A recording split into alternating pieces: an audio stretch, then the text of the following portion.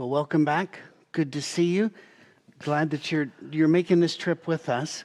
We are in Mark 6, verse 14. We have Dr. Rick Hunter and myself here, and we've got quite the section to go through, quite the story.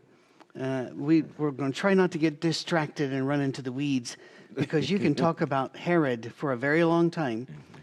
King Herod, I'll just stop and say this, even the people of Herod's day looked upon him as wicked. They looked upon him as a poser, a pseudo-Jew, as a guy that marries his brother's wife, who kills his own kids, kind of like a Nero character. So really bad guy. When King Herod heard about this, for Jesus' name had become well known, some were saying, John the Baptist has been raised from the dead, and that's why miraculous powers are at work with him. Others said he's Elijah. Still others claimed he's a prophet, like one of the prophets of long ago. But when Herod heard this, he said, John, whom I beheaded, is raised from the dead. Now, I'm going to stop here. Again, we ended off last time with me saying these weren't simple people or stupid people. Every generation has a few of those, but as a rule, no. Herod, however, I truly believe was so evil and so paranoid. Now, if you're killing your own kids and your own family because you're afraid they pose a danger to you or will in future, then you're paranoid enough to believe that God's coming after you and John the Baptist is coming. It didn't seem like killing John the Baptist was his idea. He didn't hesitate. It doesn't seem, it looked like he did it, but I can't help but wonder if he thought, those chickens were coming home to roost right now. So for Herod himself had been given orders to have John arrested, had given orders rather, and he had him bound and put in prison. He did this because of Herodias, his brother Philip's wife, whom he had married. For John had been saying to Herod, it is not lawful for you to have your brother's wife. So Herodias nursed a grudge against John and wanted to kill him. But she was not able to because Herod feared John and protected him, knowing him to be a righteous and holy man. When Herod heard John, he was greatly puzzled, yet he liked to listen to him. Now, the story about how the beheading goes is going to come in just a minute, but there's a fascinating dynamic here. I mean, one of the most evil people of his age was Herod. Yet he was fascinated by John the Baptist. He liked to hear him, but he was puzzled. So Herod liked to, and there were several Herods. So Herod liked to act like he was a faithful Jew because it gave him more power and control. He was puzzled, I bet, because he didn't know the Old Testament. He didn't know the law. He wasn't like a Jewish man raised in the Jewish faith. I think he was attracted to John for the novelty and maybe hoping to get some sort of power or alliance with John since the people were following John. But this is a very complex situation that we've already got going. He's already given the story away because, I killed him. Now he's back, but then we're going to talk about how he died. That's not the way we tell stories. So, by the way, that's a really important point. When you read the Gospels, they do not feel compelled to put things in chronological order because they didn't write them that way. They very often gave you the end and then worked your way through it, or they put things out of order because they were doing a sermon. They were making a point. Happens a lot in Matthew. But anyway, anything you want to, any background or any ideas you want to give us before we... Just kind of what when Herod is going through this, and his realization, his psyche is saying, this man is really, he's really must be who I thought he was because I know I killed, him, and he's back. So what is going to happen, to me? Yeah. Okay, and this is a narrative of the world. If we see that thread that runs, if we kill God, we don't have to deal with Him anymore. That was part of the philosophy behind the Enlightenment. In that part, for those of you who remember your English, Your your history. history and stuff like that, that Enlightenment period and the kind of the Renaissance that came through, is if we can kill God, we can get in control, and do what we need to do. So we're seeing some of it, kind of how far back these roots can go, uh, um, and then um, and then others said, no, it's not. This is not John come back to life, but it's Elijah. And it's very interesting the names that they bring up in here. He's Elijah, or he's the other. That other one we've been hearing about. That's one we have, and I think they may have tried to kill him, but I'm not sure he's dead either. Okay, and so but they bring up Elijah, and Elijah is important because Elijah.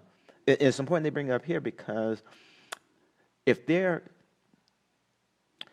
if there's somebody, a person you wanted to go to war with you, if you had to go to war, and if there's a biblical character that you wanted to go, and I'm not talking about Christ because he can do everything, but if there's a human there, then you're looking at Elijah and says, you know what, I think if I got to go out, I want one like him with me because he stood up, to the king, he stood up to the false, Mount Carmel. yeah, to the false worshipers, and and this guy was fearless. Well, no, I'll put it like that. He appeared to be fearless, Yes. To us. And he said, the king isn't, Ahab, this is not, and Baal is not God. This is that, and he goes through that whole thing on Mount Carmel, and then deals with all of that, With Ahab and Jezebel. Jezebel, Yep. comes into that, and then goes goes immediately from there out into the wilderness and said, "Just kill me, Lord. Yeah, right. Just kill me. I'm out here. Nobody likes me. I don't have any food. I don't. What has just happened? He left the highest of success." And it was like the expression, 90 going fast. He went down so fast and went into complete, just total Well, there's depression, depression. isolation, doubt. By the way, that often happens after a mountaintop experience.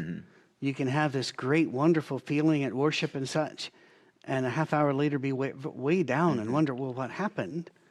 I think Elijah would have scared me had they said he might have been Elijah, because Elijah didn't die. So we know he's still out there somewhere. Well, in Scripture, he's taken up into heaven in a fiery chariot. So he's one of the very few, Enoch and Elijah, that go up. Like Jesus did die, but he came back. So still, Enoch and Elijah are very different characters. So did he come back to judge Herod? That would terrify me. I don't want to. You were talking about going to war with him. I don't want to go to war against him. Yes. Because he can call down fire. Yeah. Yeah, exactly. And that's part of it. And Elijah says, a man after kind of, we track a lot like him, but the message I want to make sure that we get globally through this right now across the world, I want you to pull into it, how this person walked with God, but he went through some hard stuff. And it literally rattled him. So when you're going through situations and circumstances, don't instantly jump over on the boat that God isn't with me or God left me, or I the least and lost He's put me. He does not leave His own. That is a part of this life. It is a part of the challenges of life, unfortunately. And everyone goes through varying degrees of this kind of thing. And so don't let that lock into you, because if you start making serious decisions when you're in that part of your life and in those kind of storms, there's a good chance those decisions are going to rattle you further. Yeah. And then this thing with Elijah is he leaves out of this thing and this depression, and then goes to make sure that a widow that is hungry does not have any, I think she's on her last day of food. Yeah, gonna make a little cake for her and her son. Yeah, that depression goes right there to take care of that need for the Lord. It's kind of like the Blues Brother. I'm on a mission from God. If you if you have seen the movie, there's a movie called the Blues Brother with John Belushi and a couple other when they're when they put the glasses on and start saying we're on a mission of God to save this shelter for the kids and stuff like that. It's like he's okay. I'm on a mission for God. He goes there and takes care, makes sure she has the food. When she feeds him, with the last that he has, he said, okay, the meal is never going to run out. Right. The oil is never going to run out. And remember, every time that oil shows up, there's something about the Spirit's ministering power that we have got to understand what's going on. She had real oil, but there's something about the translation that brings in. And so this is important because those stories we're reading about John being beheaded, and inside that tragedy are all these stories of what God has been doing, just like he does in our life. Yes. On verse 21, do you want me to read, or do you want to read? I can pick up reading that. Okay. Verse 21. Then an opportune day came when Herod on his birthday gave a feast for his nobles, the high officers, and the chief men of Galilee. And when Herodias' daughter herself came in and danced and pleased Herod, and those who sat with him, the king said to the girl, ask me whatever you want, and I will give it to you. He also swore to her, whatever you ask me, I will give you up to half my kingdom. So she went out and said to her mother, what shall I ask? And she said, the head of John the Baptist. She seems nice. Well, and by the way, the half of the kingdom thing, that's an expression. If you want to see the half of the kingdom over and over and over again, read the book of Esther. Because the King Xerxes cannot stop saying, I'll give you the half of my kingdom. If you actually divided it, do the math, he wouldn't have had much at the end of the book. So it's not literally. It just means name your price. What do you want? And then the wife goes, I want the head of the guy that's been going around there saying bad things about our marriage and our family. Actually, he wasn't. He was just speaking the truth, and they were in violation of God's righteous laws. Therefore, they felt attacked. Technically, they weren't being attacked by anything other than their conscience and the Spirit of God. John was just doing his job. It's kind of like trying to stop a drunk from driving, going, I'm going to take your keys. And they say, well, you hate me and you hate... Well, no, we're just trying to help you understand reality. She didn't like it. She wanted the voice to be silenced. I will just bring up, we still name a lot of boys John. We don't name any of our girls Herodias. All right, go ahead. I didn't mean to interrupt. But no, that was just an excellent point, that... And then verse 25, look at the urgency, though. Go ahead and read that. Okay, verse 25. Immediately she came in with haste to the king and asked, saying, I want you to give me at once the head of John the Baptist on a platter. And the king was exceedingly sorry. Yet because of the oath and because of those who sat with him, he did not want to refuse her. Immediately the king sent an executioner and commanded his head to be brought. And he went and beheaded him in prison, brought his head on a platter and gave it to the girl, and the girl gave it to her mother. When the disciples heard of it, they came and took away his corpse and laid it in a tomb. Well, you get now where we get the expression to bring somebody's head on a platter.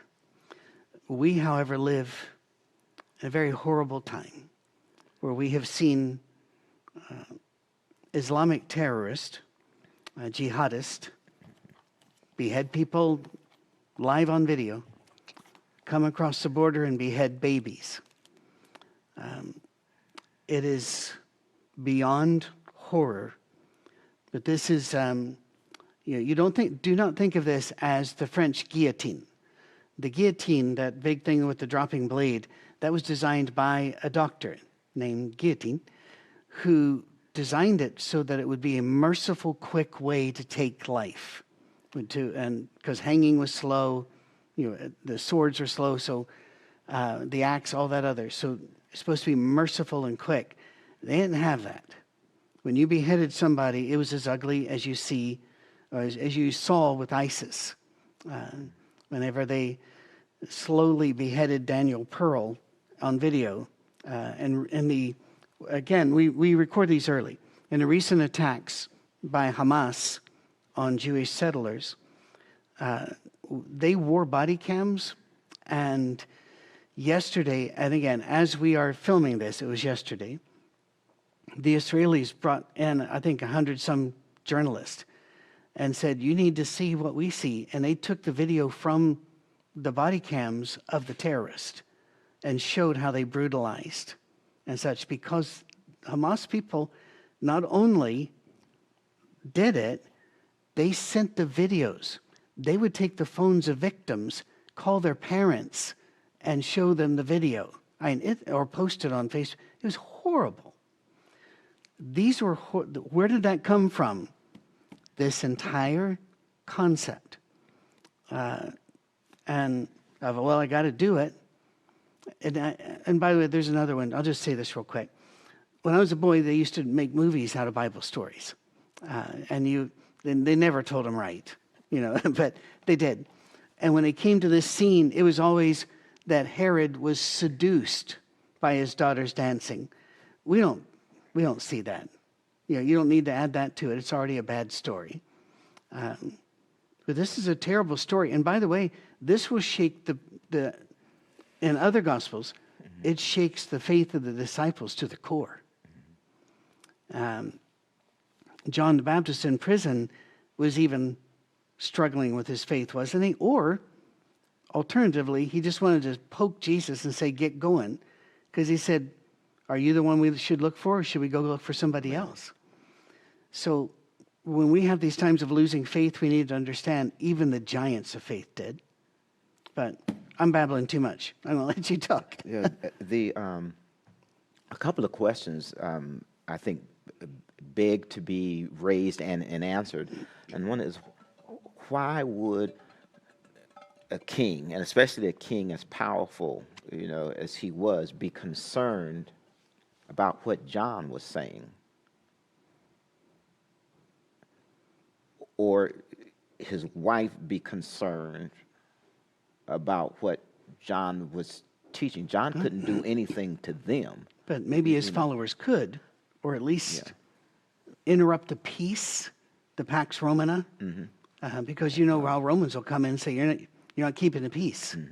I think that's why Pilate acquiesced to the crucifixion. Yeah. There was, that question resides in there. Even the power of God in this world is,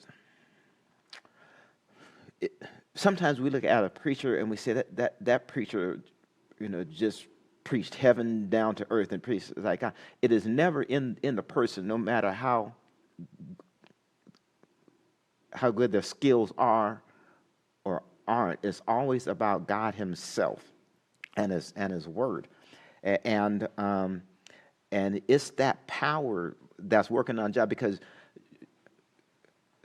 King is doing, Herod's doing what he's doing. He's living his, as we say today, he's living his best life. Killing who he wants to kill, marrying who he wants to marry, doing what he wants to do. And then John's out there saying, no, dude, this ain't, And, but he keeps listening. It's not like, okay, but he's listening, okay? When his wife gets involved, she's saying, no, you got to do something about this. You got to do something about it. So Herod, and so even when you have everything together, maybe on an earthly sense, there's still this part of you that's looking, for this connection, and that's what John brought into his life, this ethic and moral, because he lived a locust and wild honey. He came in out of the wild. Literally, he had nothing, but he had the hearts of the people. There you go. So he had the hearts of the people. These people were following John everywhere, and John didn't own anything.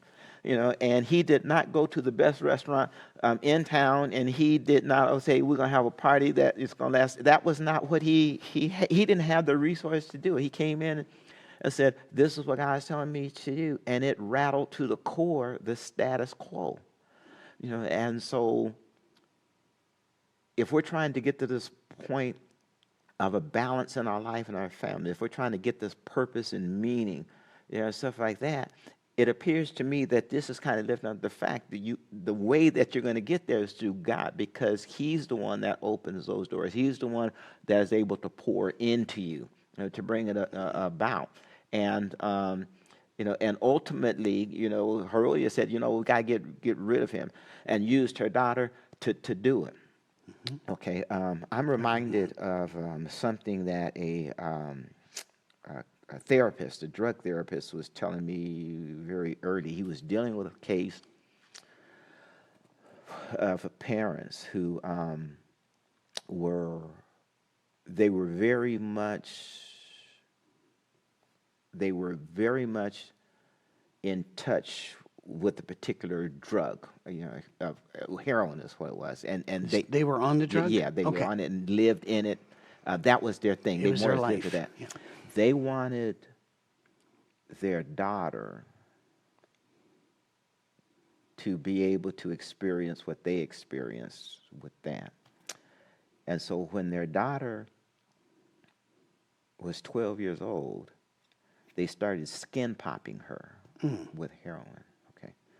And then as her daughter got to her late teens, early 20s, she did everything she could think of to get away from that, get out of that, get that out of her system, out of her life. She fought as hard as she could, and she couldn't. And she finally, gave up, and took her life. And I remember him talking to those parents, his therapy session. And that was normal and natural to do what they did, and they said, well, that's just a result of she was weak, that she did it.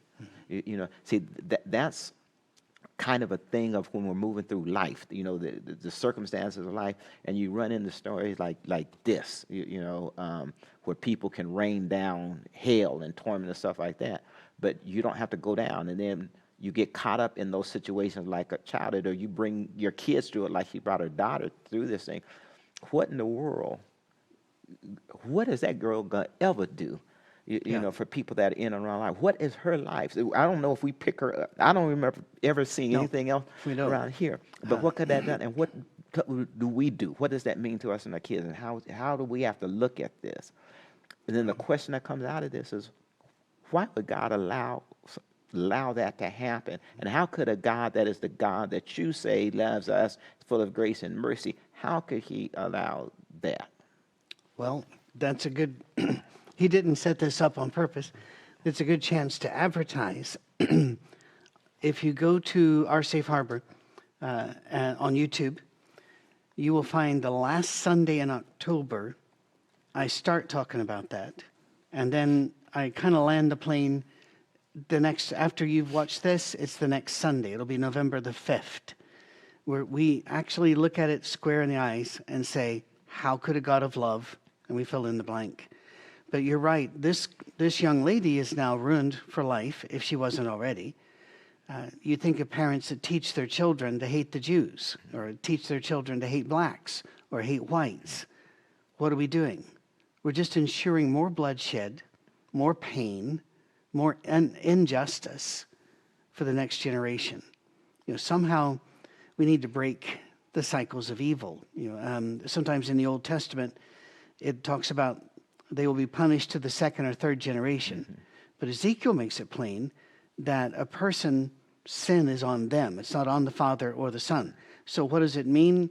Well, I can tell you from psychology, normally when a family goes sideways, like the one you're talking about, it's 2 or 3 generations before we find somebody able to pull out of that and stop it. And they often are isolated, ridiculed, and alone. We call them the hero, but they do not feel heroic. Because their kids are now healthy, strong, but they took all the arrows. They took it for their family by saying enough family dysfunction. I would tell you, if you want to know more about the Herods, there's a lot out there, but I will also tell you it is just going to depress you and make your jaw drop. So you may not want to head that direction. We've got about 11 minutes or so if you're ready to enter this other story, unless you've got some more you want to. No, I'm good. Are you good? Okay. The apostles gathered around Jesus and reported to him all they'd done and taught.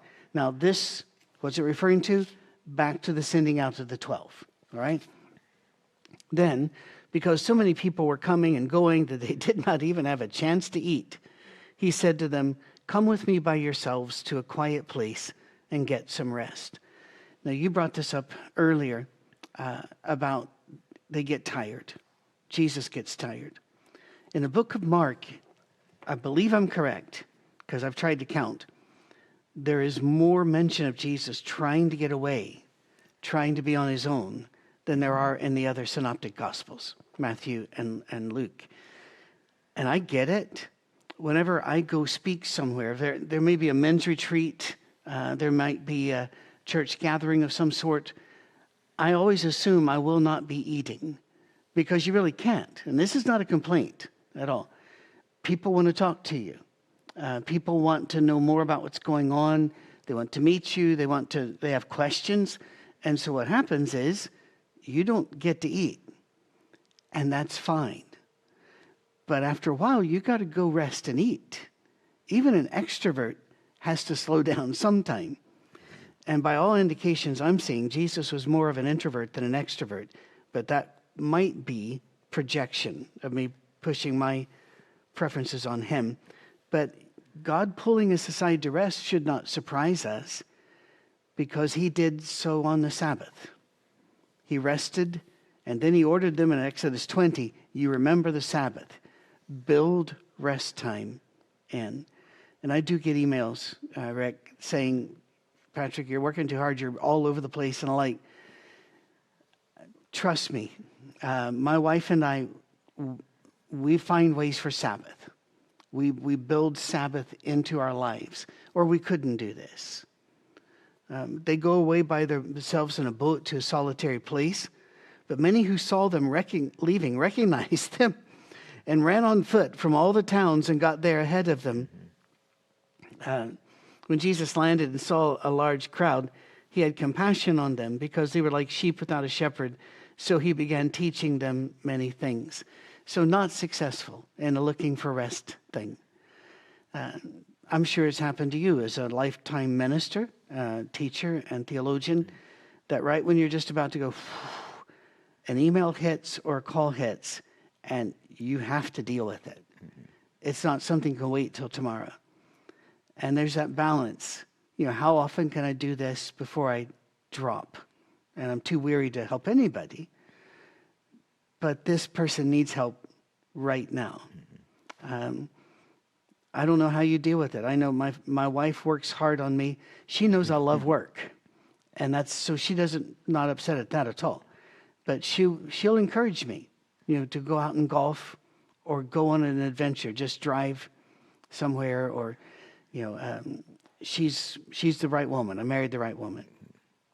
But again, that's that two thing we talked about last week. You need somebody there to say, we need to move you on. My dad didn't play games. He didn't have hobbies. All he had was church work, and he felt guilty any time he sat down to watch a TV show. And that meant we couldn't either, because he had to get us up and working. And that's it's not healthy. I think that is. Oh no, please. They when I look behind me, and probably it's true for you and for those that are listening, I really want you to kind of reflect on this. Is that this is part of the reason why so many ministers' families are torn up.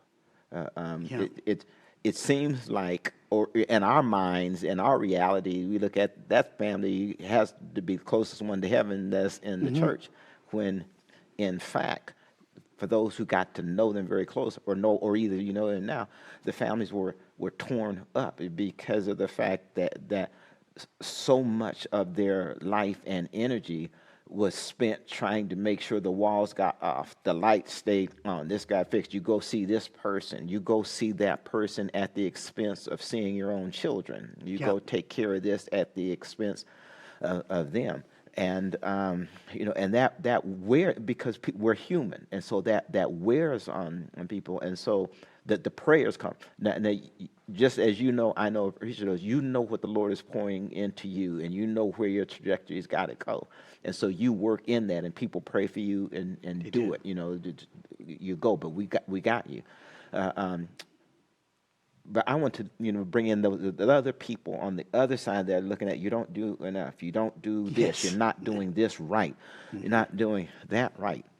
And you have to, the preacher carries all the burden for whether a church develops and grows and moves the way God wants it to, or if you're always battling with this problem, that problem. Because after a while, your brain just gets weary. Oh, okay, you're telling me I'm the minister, or I'm this or that, and this is the way we need to go, and you're not following me, and you're telling all the other members don't follow me either, or you're telling to go over that, and and your salary or whatever comes into play. I can't lead this forward for us to get this, that, and the other, and you're not helping me. And that's part of the reason why we're seeing the decline that has happened in churches, and the decline. Declines have been coming for a long time. What has happened is the downward slope of it has sped up. So it's moving faster downward now, and it's all the stuff that's behind it, because a person has to be rejuvenated, but the Lord also has to be able to do what He's doing through them. So if you love the Lord, you're going to have a natural inclination to let that come out. But if the fact that the people around you don't let it come out, like we just talked about earlier last week in the lesson, if they don't let it come out, where does it go? You can do more stuff when you're in the university lecturing to this class, and those people come back to you as, we're studying psychology over here, but I declare that I learned something, and I appreciate that. And you're thinking, why can't this happen in the church? Yeah. And so that's a challenge that our safe harbor, is addressing, just by letting God talk, by letting Him talk, and not the traditions like we last week in the lesson, Pharisees and stuff saying, okay, the tradition of the elders, came in. As a matter of fact, the tradition of the elders had more authority than the Scripture did, because and those were just rituals. And they were the gatekeepers. They were the interpreters of the Scripture. Exactly. Yes, and so they stamped their authority upon it. Yes, as you know, I know, because we both lived our lives, you more intentionally and intensely, but we both lived our lives serving churches, that there are always a group of people who have never owned a boat who are going to send you a list of the ways that you should be taking care of your boat.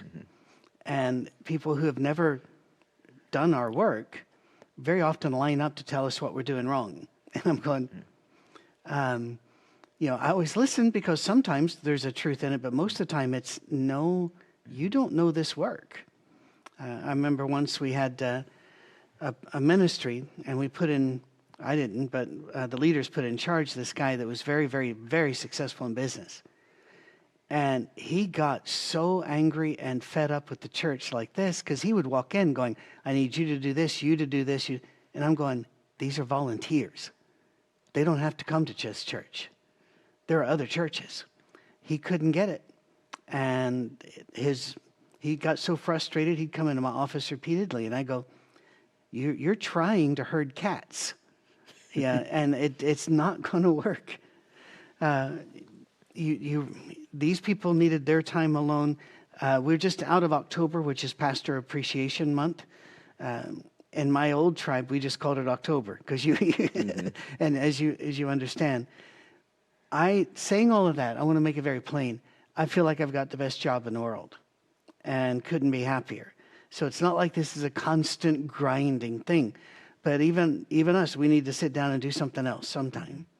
But He sees it, and I love this. By this time, it was late in the day, So his disciples came to him. This is a remote place, they said. It's already very late. Send the people away so they can go to the surrounding countryside and villages and buy themselves something to eat. Now, here's where I, as an introvert, am going to get a slap across the face. Because they came there to rest, the apostles now have a solution. Well, the crowd needs to go away to eat. So just tell them to go away to eat. Then we'll be alone. And Jesus answers, you give them something to eat. You know, something we say at our Safe Harbor a lot is love the person in front of you with what they have, with what you have right now. That's it. Don't pretend that you were going to do something later or what you would do if. Love people with what you've got. Love the person in front of you with who you are and what you've got. Jesus abandons his idea of resting because their needs are right there. And then again, I love their response. That'd take more than half a year's wages. Are we going to go spend that much on bread and give it to them to eat?